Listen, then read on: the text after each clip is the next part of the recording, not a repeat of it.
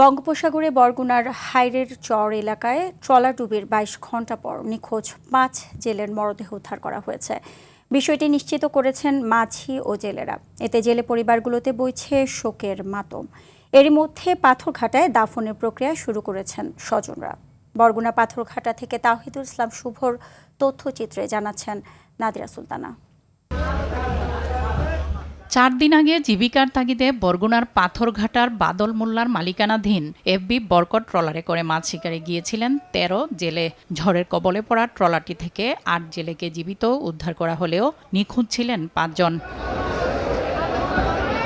সকালে নিখোঁজ ব্যক্তিদের মরদেহ উদ্ধার করা হয়। পরিবারের দাবি ট্রলারের মধ্যে আটকা পড়ায় মৃত্যু হয়েছে তাদের।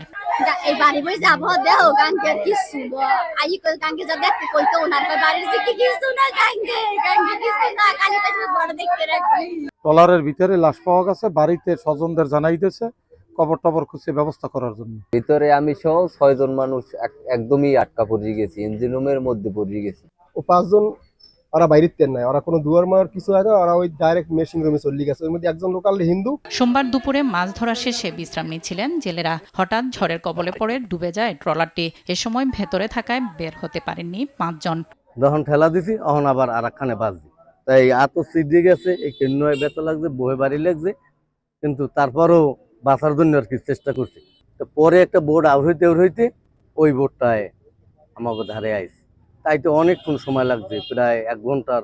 তাদের মৃত্যু ও লাশ উদ্ধারের বিষয়টি নিশ্চিত করেছে ট্রলার মালিক সমিতি। তাদের বাড়িতে কেনা খবর দিয়েছে যে তারা মারা গেছে, তারা নাকি কবরও করতেছে। নিহত জেলেদের অসহায় পরিবারকে সরকারিভাবে সহায়তার দাবি জানিয়েছেন স্থানীয়রা। নাদিরা সুলতানা, RTV।